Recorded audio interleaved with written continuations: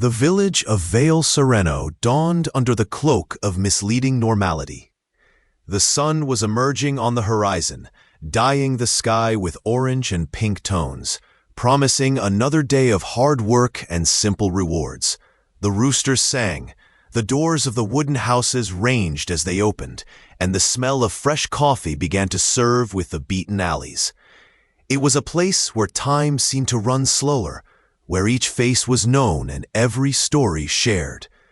Life followed a pace dictated by stations, harvesting, and caring for animals that were an essential part of that rural community.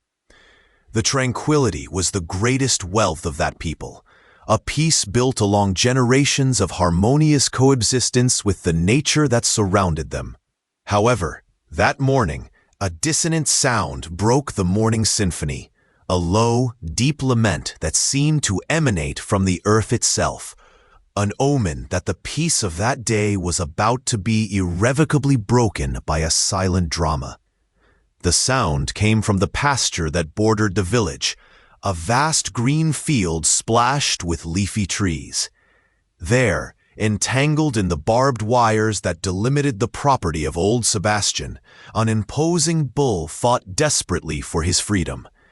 The animal, known for its indomitable strength and temperament, was now a figure of pure agony.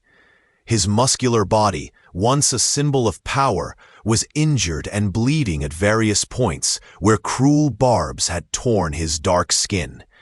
Each movement to free themselves only held it more, the metal thorns digging deeper into their flesh, turning their struggle into prolonged torture. The lament he emitted was not of anger, but of pain and despair, a guttural sound that echoed through the valley, a request for help that most villagers, upon hearing, interpreted as a danger to be avoided, a problem too big for his calloused hands. The first to approach were the most experienced men, sunset-like peasants and pragmatic looks. They stopped at a safe distance, evaluating the scene with a mixture of compassion and resignation. They knew how dangerous an animal of that size could be, especially when injured and in panic. The fence was robust, and the bull, in his fury and pain, made any attempt to approach a risky bet. They talked low, pondering the options, but none seemed viable or safe. Bringing a gun to end the suffering of the animal was a whispered suggestion, but quickly discarded by the cruelty of the solution. Letting nature follow its course seemed the most likely alternative, although a feeling of powerlessness and shame began to settle in their hearts. The giant was condemned, and they would be the silent witnesses of his tragic end. Women and children also began to join, forming a distant semicircle, watching the scene with wide eyes and tight hearts. The lament of the bull was a sharp knife that cut the air, and the view of his suffering was unbearable to many. Some women covered their face with their hands, others hugged their children, trying to protect them from that vision of pure desolation. The village, usually a place of action and solution, was paralyzed. The magnitude of the problem, the size of the animal, and the imminent danger created an invisible barrier, a wall of fear and hesitation that no one dared to cross. The solidarity that united them seemed to have found their limit in front of that barbed fence, and the bull continued his lonely battle, his moans becoming weaker, his hope fading with every drop of blood that spotted the green grass. The sun climbed more and more in the sky, and the heat was beginning to punish the already weakened body of the animal. The dusk raised by its desperate movements mixed with sweat and blood, creating a grotesque and moving image. The flies began to zambour around them, attracted by the smell of their open wounds. The bull, exhausted, diminished his efforts, his breath becoming panting and irregular. His large, dark eyes, which once shone with a wild flame, were now opaque, veiled by a film of pain and resignation. He seemed to understand that his efforts were in vain, that his destiny was sealed in that metal trap. The entire village watched, a captive audience of a tragedy that unfolded in real time, every second increasing the weight of collective guilt for doing nothing. The silence that followed the last spasms of Bull's struggle was even more deafening than its laments. It was a silence loaded with powerlessness, sadness, and a shame that no one dared to verbalize. The men looked to the ground, the women prayed in silence, and the children, with their keen sensitivity, felt the density of the emotion that hanged in the air. That was not just an animal dying. It was a mirror of the very fragility of the community, its fears and its limitations. The barbed fence was not just the bull. It also arrested the courage and compassion of those people who were unable to extend their hand to a creature who, despite their ferocity, was part of that ecosystem, part of the life they cherished so much. The atmosphere was heavy, almost funeral. The bull, now almost motionless, only trembling occasionally, its life force running out under the merciless sun. For the villagers, it was as if a part of the village soul was dying with him. They, who lived from the land and animals, who understood the cycles of life and death, felt complicit of a slow and cruel death. The image of the imprisoned giant would be recorded in his memories, a constant reminder of his inaction. The normality of that morning had been shattered, and in its place there was only a bitter feeling of defeat, the feeling that they had failed not only with the animal, but with themselves, with the values they believed to defend. Old Sebastian, owner of the bull and earth, finally arrived, his slow and heavy step supported by a wooden cane. His eyes, already tired of time, were filled with deep sadness as he saw his animal in that state. He had created that bull from an early age, knew his strength, but also his docility yet not provoked. Seeing his end in that way was a blow to his creator heart. He approached a little more than the others, but also stopped, limited by the age and pain of seeing the suffering of a creature that was dear to him. His presence only accentuated the drama, personifying the pain and loss that everyone felt, but no one knew how to relieve. The entire village was mourning for a being that was still breathing. Hope had completely abandoned the pasture of Vale Sereno. The bull was a mountain of muscles and pain, resigned to its destination. The community was a group of passive spectators, chained by fear. The barbed fence was the symbol of the barrier that separated them from active compassion. Everything seemed lost. The sun continued its journey through the sky, indifferent to the drama that unfolded below. Time seemed frozen at that moment of agony and impotence. No one imagined that the solution to that impasse would not come from the strength of men, the wisdom of the elders, or any tool they had. The change was about to reach the most unlikely and pure form that could be conceived, a small spark of courage that was about to fire the sleeping conscience of the whole village. Far from the semicircle of paralyzed adults, in one of the houses closest to the pasture, life followed his own pace, oblivious to the tension that accumulated outside.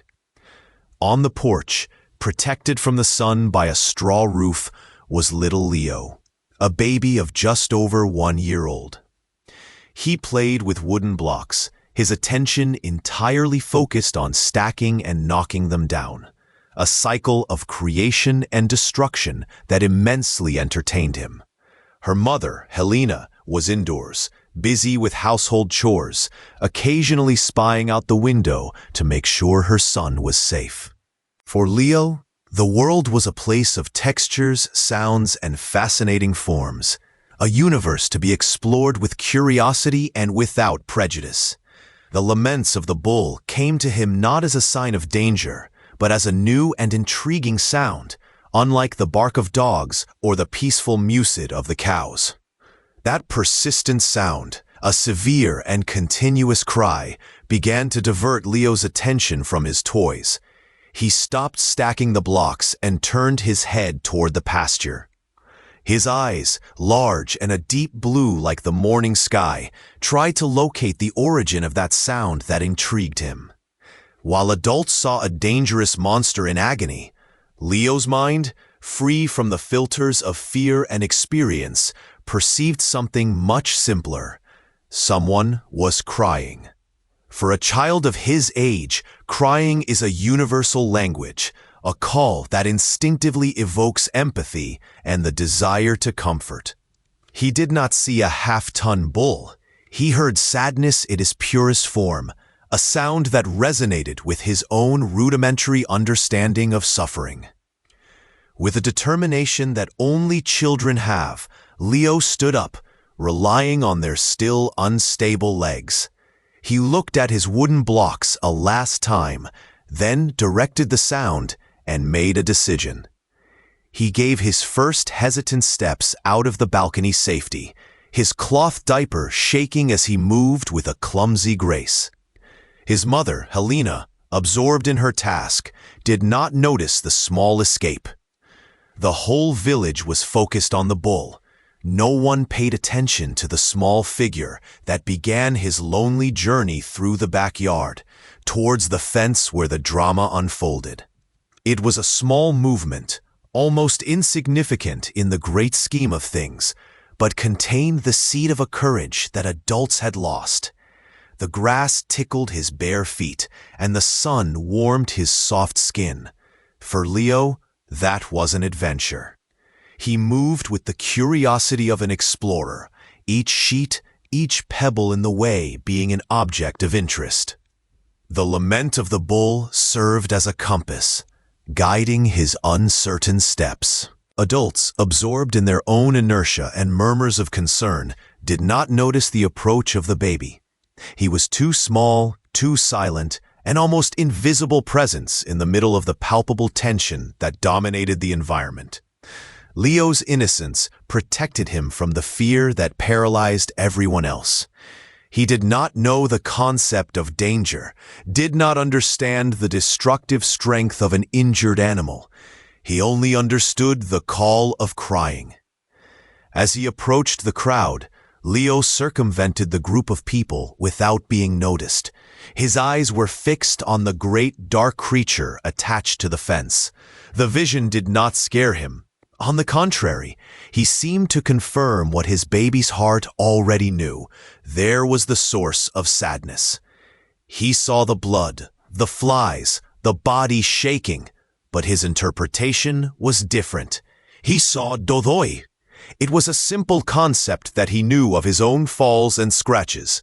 And when someone had a dodoi, he needed a kiss, a stroke, a comfort.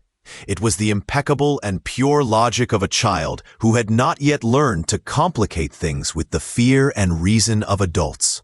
While men argued low on the impossibility of acting and women were looking down, Leo continued his walk. He went through the legs of adults, a small stream of courage flowing through the rocks of hesitation. Finally, he reached the front line, where no one else dared to go. Just a few meters now separated him from the barbed fence and the giant's suffering. The bull, in his agony, lifted his head for a moment, and his opaque eyes of pain found his baby's bright and curious eyes. For a moment, time seemed to stop. The giant and the small human being stared at each other, an abyss of size and strength between them, but a bridge of pure and simple perception being established. Leo's courage was not the absence of fear, for he did not even know him. It was the overwhelming presence of empathy in its most primitive and powerful form. He had no plan, had no tools, did not have the strength necessary to double a single wire of wire. All he had was the intention to comfort. And in that situation, where brute force had failed and reason had become an obstacle, that simple intention was the most powerful force in the universe. His little figure, standing before the wounded Colossus, was a glaring and beautiful contrast, a testimony that true courage does not reside in the muscles or experience, but in the purity of the heart. Leo's mother, Helena, finally noticed the silence on her porch. The sound of the falling wooden blocks had ceased. A panic shiver ran through his spine. She ran out, her heart hitting wildly. His eyes swept the backyard, and for a moment, they didn't see it. Then she looked toward the crowd, and her blood froze. She saw her son, her little Leo, standing at a dangerously short distance from the injured bull. A scream was stuck in his throat, a mixture of terror and unbelief. Her movement, however, was what finally broke the trance of the crowd, causing everyone to turn around and follow their panicked look. The collective sigh that traveled the village was like a wave. All eyes turned to the unbelievable scene. The baby, so fragile and small, standing in front of the agonizing beast. Fear of the animal was instantly replaced by an overwhelming fear by the child. What was once an animal drama had become a human crisis of terrifying proportions. The inaction of the village, which until then would result in the death of a bull, could now cost the lives of one of its children. Leo's innocent courage, in his act of pure compassion, had just raised bets in a way that no one could have predicted, forcing the village to confront not only his fear, but the potentially devastating consequences of his paralysis. Time seemed to stretch, every second dragging on with an unbearable density. The entire village arrested his breath, observing the scene that challenged all logic and prudence. There was Leo, the embodiment of innocence, and before him the bull, the incarnation of brute force subjugated by pain. A sudden movement of the animal, a last spasm of panic, and the tragedy would be inevitable. Helena, her mother, stepped ahead, but was contained by one of the villagers, who whispered that any sudden movement could further scare the bull. They were trapped in a new kind of paralysis, no longer for impotence, but for the absolute terror of provoking the worst. Leo's fate seemed to be in his hands, or rather in the horns, that unpredictable creature. Leo, oblivious to the panic he had caused, gave another little step ahead. He reached out his chubby hand toward the fence. His tiny fingers, which could barely hold a block of wood, touched the barbed wire. He did not try to pull or force. It was a delicate, curious touch. He felt the tip of a barb, and a little "oh" came out of his mouth, more surprised than out of pain. Instead of retreating, he surrounded the sharp metal and stretched his arm as much as he could, trying to reach the animal through the cruel barrier that separated them. His soft hand finally touched the damp, rough muzzle of the bull, a gesture of such pure and unexpected kindness that it seemed to send a wave of shock through the air.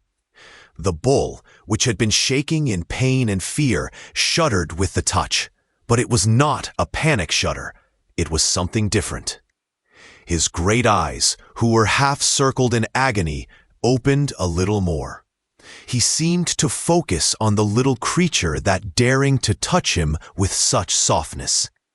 The guttural sound that came out of his throat changed tone, despair giving way to a low, almost interrogative murmur. The wounded giant, who had resisted the pain with fury, seemed to surrender to that kind touch. He stopped fighting the wires.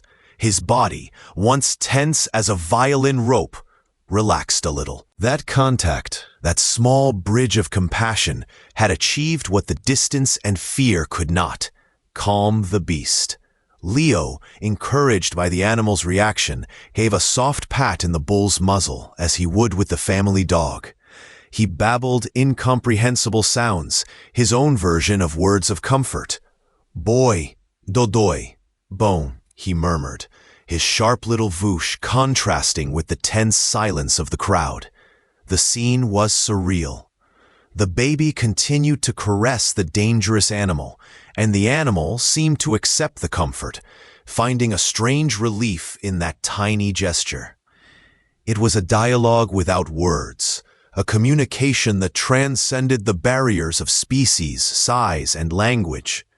It was empathy in its purest, fearless judgment, offered and received in a moment of mutual vulnerability. The view of that unlikely interaction began to melt the ice of fear that had frozen the hearts of the villagers. The terror for Leo's security began to mix with a deep and moving admiration. They were witnessing a miracle, not a divine or supernatural miracle, but a miracle of innocence. That baby, with his small hands and pure heart, was performing a task that looked giant and impossible for all adults gathered there. He was not cutting the wires or using the force, but he was disarming the soul of the beast, calming his panic and, consequently, making the impossible possible. Leo's courage was not in facing danger, but in offering love where everyone saw only threat. Leo's father, John, who was among the men, felt the tears sprout in his eyes. He was afraid, but also an overwhelming pride. His son, his little boy, was teaching him and all the village a lesson about courage and compassion that they would never forget. He saw old Sebastian, the owner of the bull, take his hat in a gesture of respect, his stretched eyes fixed on the scene. The barrier of fear had been broken, not by force, but by tenderness. Leo's small hand, in the bull's muzzle, became the focal point of the whole village, a headlight of hope in a sea of despair. The giant task of liberating the animal no longer seemed so insurmountable. Inspired and embarrassed by his own hesitation, one of the younger men, named Pedro, finally moved. He did not run, but walked slowly with a cutting pliers in his hands. His eyes were not in the bull, but in the baby, as if he asked for permission to that small moral authority. Leo looked at Pedro, then to the bull, and smiled, a foolish and innocent smile. For the rest of the village, that smile was a green light, a blessing. The spell of inertia was broken. Another man advanced, bringing a thick blanket. A third ran to fetch a bucket of water. Paralysis had become a coordinated action, all revolving around the calm that little Leo had established. The task of liberating the bull was still dangerous, but now it seemed different. The animal, with his attention focused on the baby's affection, remained relatively calm as Peter was carefully approaching the fence. The bull still snorted in pain, but there was no more blind fury from before.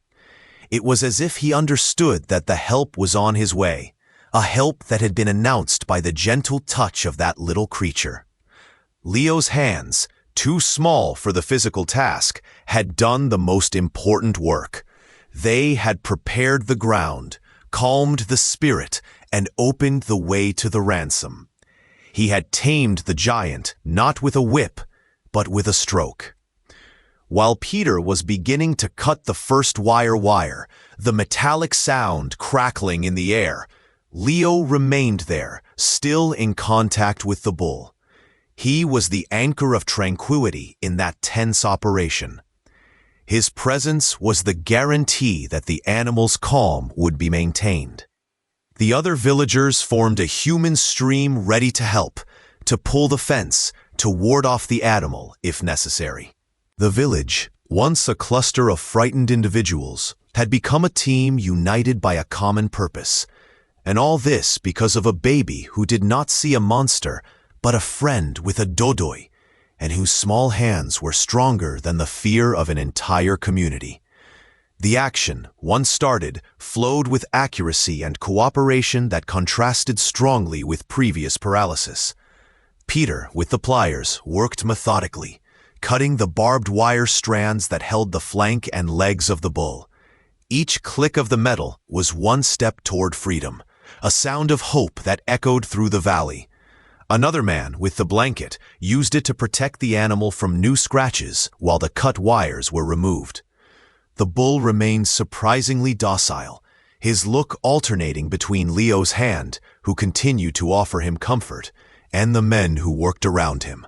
The soothing presence of the baby was the axis around which the entire rescue operation spinned, a silent and powerful force that kept panic at a distance. The lesson of humanity was beginning to draw. True strength was not in the ability to dominate, but in the courage to connect. John, Leo's father, slowly approached, his heart a mixture of pride and apprehension. He did not remove Leo, but knelt beside him, placing a protective hand on his son's back, a gesture that told the bull and the world that they were together in it. That act of confidence solidified the bridge between humanity and the animal. The village watched, amazed. They saw not only a ransom, but a redefinition of their own beliefs. That bull, which they always saw as a brute and dangerous force, showed an ability to understand and trust them. They were learning that behind their wild appearance was a sensitive creature, capable of recognizing the pure intent and responding to her with an unexpected calm. Humanity was not an exclusive possession of humans. With the main wires cut, the most delicate moment has come. It was necessary to detangle the barbs that were still nailed into the animal's skin. Old Sebastian, with his experience of a lifetime dealing with cattle, approached and began to give instructions in a low and calm voice. He indicated where to press, how to pull the skin, to release the metal thorns with as little pain as possible. It was a job that required patience and a kind touch, qualities that moments earlier seemed to have abandoned the village.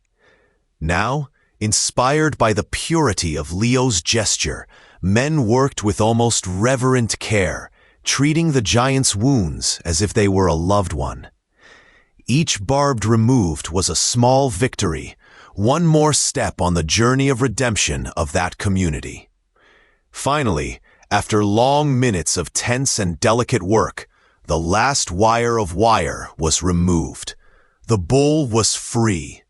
A collective sigh of relief traveled the crowd. There was a moment of hesitation, the expectation that the animal, now released, could invest against them in a last act of fury or fear. People instinctively took a step back, creating an escape space, all except Leo and his father. The boy, still oblivious to the potential danger, remained beside the bull, looking at the great creature with an expression of pure satisfaction, as if he had just fixed a broken toy. His unshakable confidence was the final test for the lesson the village was learning. The bull, feeling free of the pain that held him, rose with difficulty on his shaking legs. He shook his massive head, as if to make sure the trap was actually disappeared. He looked at the tense faces of the villagers, then to the mutilated fence, and then his gaze landed again in the small figure beside him. Instead of fleeing or attacking, he took a slow and deliberate step toward Leo. For a moment of pure panic, Helena shouted her son's name, but the bull simply lowered her huge head to the baby's face height and released a breath of warm, smooth air, a low and guttural sound that had nothing threatening. It was a gesture of recognition, a silent thanks. That moment sealed the lesson of the day in the heart of each person present. They had prepared for violence and received gratitude. They expected fury and found kindness. The unlikely rescue was not only the salvation of an animal, but the salvation of the village's own soul. They had been remembered that compassion is a universal language, understood by all creatures, and that the truest courage is born of empathy, not force. The image of the bull and the baby, communicating at a level that challenged the explanation, became an icon of that transformation, an eternal symbol of humanity that they had rediscovered in themselves. While some women brought water and medicinal herbs to treat bull wounds, the atmosphere has completely changed. Tension gave way to cheerful and community activity. People smiled at each other, shared looks of complicity and admiration. They were no longer spectators of a tragedy, but participants in a miracle of collaboration. They had crossed the barrier of fear, not to conquer or dominate, but to take care and heal. The barbed fence, now in pieces on the floor, symbolized the breaking of their own internal barriers, the release of their own ability to love and act. The lesson of humanity taught by Leo was simple but deep. One should not allow the size of a problem to paralyze the goodness of the heart. Where adults have become an insurmountable obstacle, the child saw only a being in need of help. His action, however small, was the catalyst who turned fear into courage, apathy into action, and impotence in hope. The village of Vale Sereno had learned that sometimes to solve the biggest problems, no more strength or more tools, but a purer look and a more open heart. The bull, now being cared for by many hands, occasionally looked at Leo, who had returned to his mother's lap, watching everything with sleepy eyes. The connection between them remained, an invisible current of gratitude and affection. The unlikely rescue was over, but its effects were just beginning. The story of that day would be told and retrained, not as a tale of traditional heroism, but as a parable about the power of innocence and the beauty of compassion.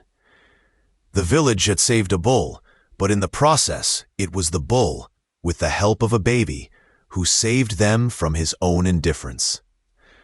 With the bull finally free and his injuries being treated with a delicacy newly discovered by the villagers, a serene calm came down over the pasture. The drama had become an act of community care. The giant, what hours before he struggled desperately, was now surrounded by people who offered him water and cleaned his wounds with cloth soaked in herbal teas. Its docility was astonishing. He allowed the touches, accepted care, his great dark eyes watching each movement with an intelligence that many had never attributed to him. He seemed to understand the change in the hearts of those people, the transition from fear to compassion. It was a scene of peace, a sacred truce between man and the beast, brokered by the most unusual hero of all. And the hero, Leo, was now safe in his mother's arms, almost falling asleep with his thumb in his mouth. For him, the adventure was over. He had seen the dodoi, had made a loving, and in his simple mind, everything was fine now. He had no notion of the magnitude of his act. He did not understand that his innocent courage had avoided a tragedy, inspired by an entire community, and redefined their relationship with the world around. He did not seek glory or recognition. His reward was the simple satisfaction of having responded to a call of empathy, an instinct as natural to him as breathing. He was a hero who didn't know he was a hero, and that was the essence of his greatness. When the initial care ended and the bull managed to completely firm on the paws, everyone expected him to move away, seeking the loneliness of the pasture to recover. But he didn't do it. Instead, he stepped forward, ignoring everyone else, and walked slowly toward Helena and Leo. A murmur of apprehension traveled the crowd again, but this time it was dyed of curiosity, not fear. The bull stopped a few centimeters from the mother and son. He lowered his huge head, the ends of his frighteningly close horns, but his gesture contained no threat. He stretched his neck and, with incredible delicacy, brushed his rough muzzle on Leo's little leg. It was an unmistakable touch of gratitude. Such a clear and deliberate gesture that tears from the eyes of the most skeptics. The giant was thanking his little savior. He remained there for a long moment, his hot breathing gently blowing against the baby's skin, which, in turn, opened his sleepy eyes and laughed, extending his hand to touch his great friend's muzzle again. The entire village watched in reverent silence. That image, the colossal bull expressing his gratitude to a sleeping baby, was more powerful than any sermon, more eloquent than any poem. It was living proof that the bonds of affection do not know borders of species. Old Sebastian approached, his eyes shining with emotion.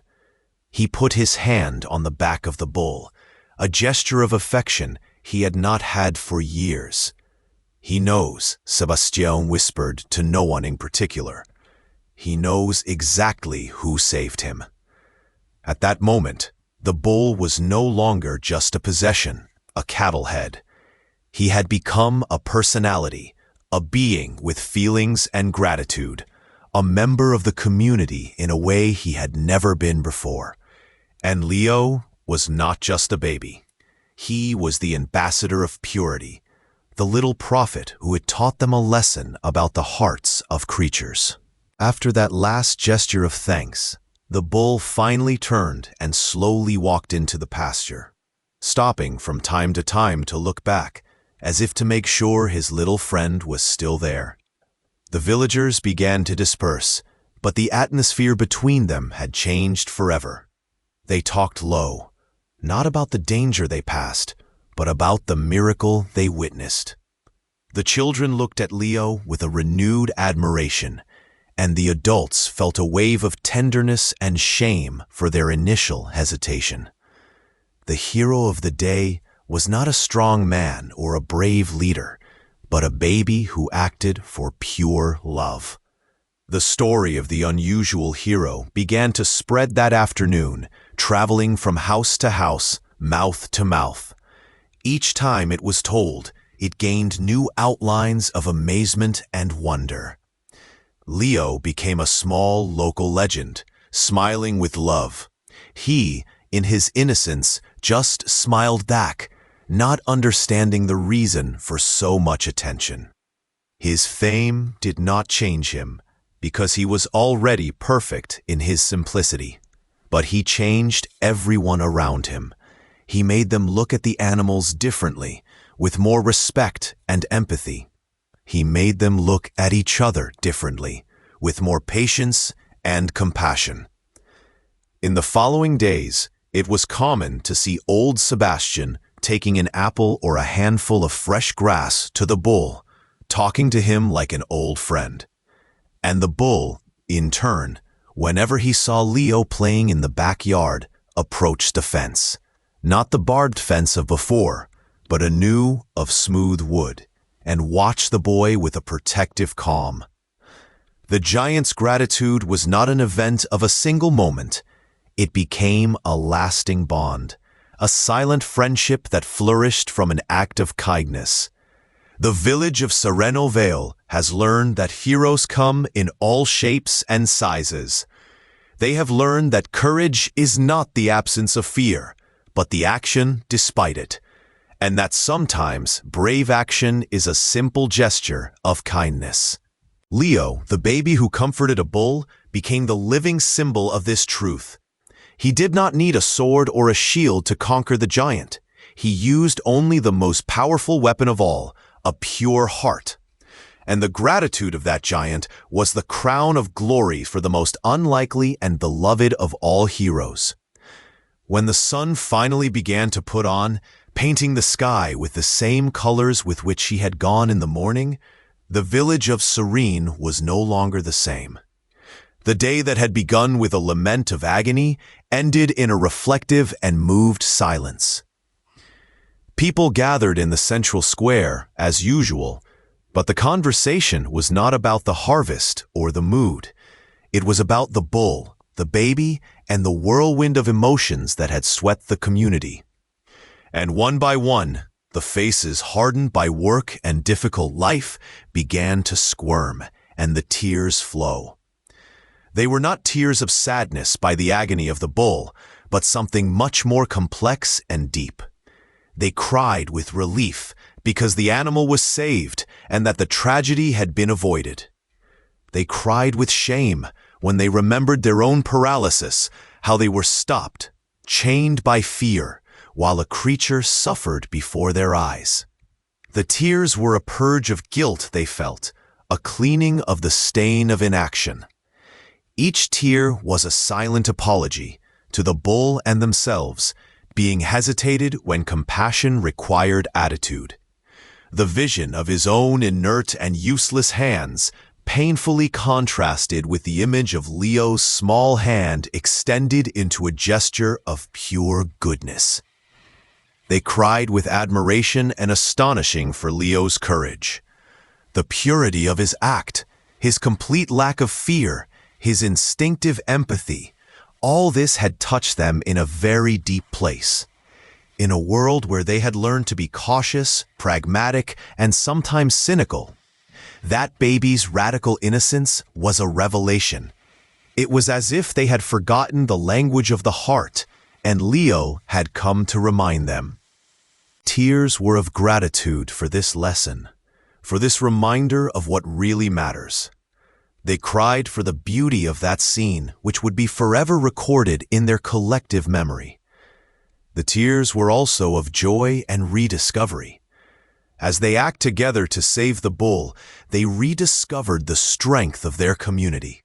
Cooperation, mutual trust, and the common goal united them in a way that the daily routine could no longer. They felt connected to each other in a new and stronger way. They cried for the thrill of belonging to that village, the group of people who, despite their flaws, was able to overcome fear to practice the good. They were tears of community pride, of celebration by their rescued humanity. Old Sebastian, sitting on a wooden bench, cried silently, his tears getting lost in the wrinkles of his face. He cried for his bull, not his pain, but by the deep connection he felt that day. And he cried for Leo, that little life spark that had set on the conscience of all. Helena and John also cried, embraced, looking at her son who slept peacefully in a makeshift cradle.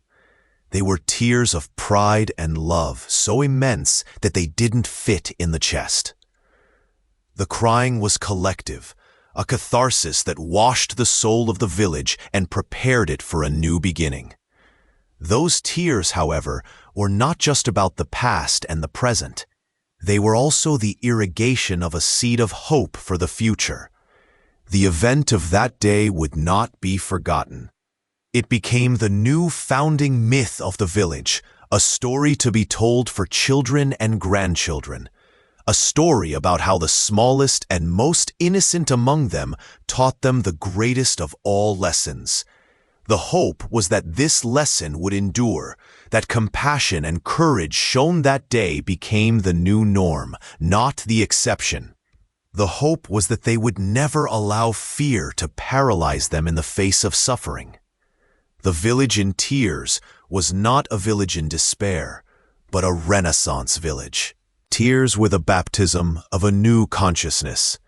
They understood that true strength does not reside in the ability to avoid danger, but in the willingness to embrace vulnerability, both its own and that of others. They understood that empathy is the foundation of any truly strong community. The seed of hope planted by Leo was the promise that it is worth serene to be, from that day, a place not only of work and survival, but of deep and active compassion. The crying eventually diminished, giving way to tired smiles and sincere hugs. People felt lighter, as if a great weight had been taken from their shoulders. They looked at each other with new eyes, seeing not only neighbors, but accomplices in a miracle. The darkness of the night came, but the village was brighter than ever, illuminated by the light of humanity that had rediscovered. The peace that reigned in Serene Valley was more deep and significant than the previous morning peace, for it was a peace gained through the overcoming of fear and the celebration of love. The seed of hope would germinate. The history of the bull and the baby would become a legend, a constant reminder that even in the darkest situations, a small act of kindness can change everything. The whole village cried that day, and his tears were not in vain. They watered the soil from their hearts, allowing the most beautiful of flowers, that of unconditional compassion, blooming and perfusing their lives forever. The village fell asleep in peace, packed by the certainty that hope had found a permanent home in Serene Valley. In a quiet village where the routine dictated the days, a brutal event broke tranquility. A massive bull, a symbol of indomitable strength, was entangled and agonizing in a barbed wire fence.